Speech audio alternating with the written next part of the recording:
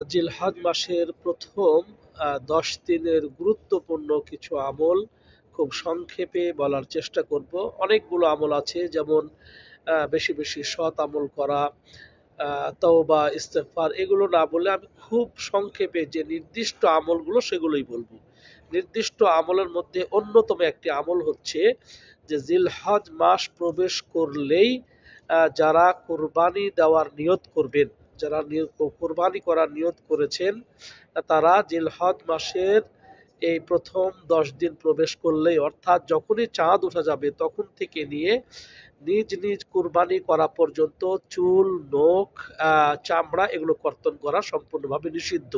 নবী সাল্লাল্লাহু আলাইহি ওয়াসাল্লাম বলছেন, ইযা দাখালাল আশরু ওয়া আরাদা আহাদুকুম আন ইউযাহিয়া ফালা ইয়ামাসসা মিন শা'রিহি ওয়ালা বাশারিহি শাইআ ওয়া ফি রাওয়ায়াতিন ফালা ইয়াখুযান্না শা'রান ওয়ালা ইয়াকলিমান্না যুফরান ওয়া ফি রাওয়ায়াতিন মান রাআ হিলালা যিল হিজ্জাতি ওয়া আরাদা আন ইউযাহিয়া ফালা ইয়াখুযান্না মিন শা'রিহি ওয়ালা মিন আযফারিহি। এক কথায় যারা কুরবানি করার ইচ্ছা পোষণ করেছেন তারা জিলহজ মাসের চাঁদ উদিত হওয়ার পরের থেকে নিয়ে আপন আপন কুরবানি করা পর্যন্ত, যতক্ষণ পর্যন্ত নিজের কুরবানি না করবে ততক্ষণ পর্যন্ত নিজের মাথার চুল, মোচ, মানে কোনো ধরনের চুল কাটা যাবে না, নখ কাটা যাবে না এবং চামড়া কর্তন করা যাবে না। এটা একটা নির্দিষ্ট আমল। এই বিধানটি শুধুমাত্র তাদের জন্য যারা কুরবানি করবেন তাদের জন্য। পরিবারের পক্ষ থেকে একটি যদি কুরবানি করা হয়, পরিবারের যিনি গার্ডিয়ান থাকবেন তার জন্য হারাম, বাকিদের জন্য কিন্তু হারাম নয়। এক। ২ নম্বর আমল হচ্ছে চাঁদ উদিত হওয়ার পরের থেকে নিয়ে আইয়ামে তাশরিক ১৩ তারিখ সূর্য ডুবা পর্যন্ত তাকবীর দেওয়া, আল্লাহু আকবার, আল্লাহু আকবার, লা ইলাহা ইল্লাল্লাহ, আল্লাহু আকবার, আল্লাহু আকবার, ওয়ালিল্লাহিল হামদ, এ তাকবীর ধ্বনি দিতে থাকবে।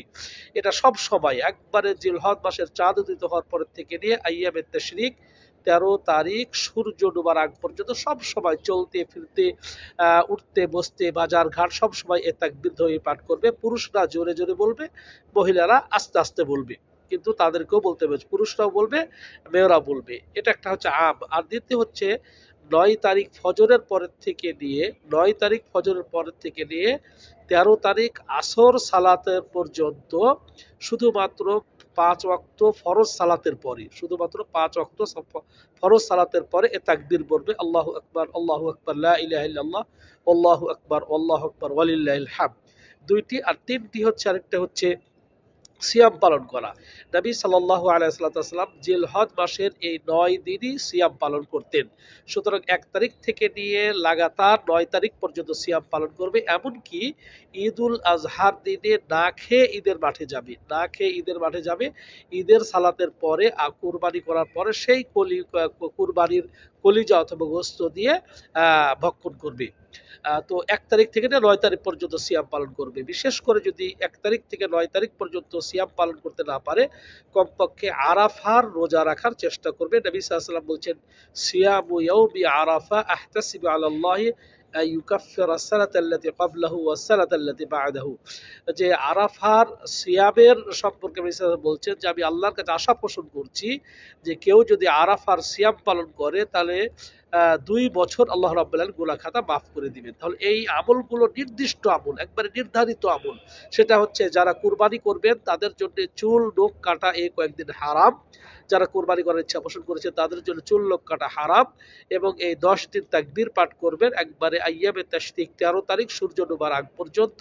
আরেকটা সিয়াম পালন করা, ১ তারিখ থেকে ৯ তারিখ পর্যন্ত সিয়াম পালন করবেন। যদি সম্ভব না হয় কমপক্ষে আপনার আরাফার দিনে রোজা রাখার চেষ্টা করবেন। আল্লাহ রাব্বুল আলামিন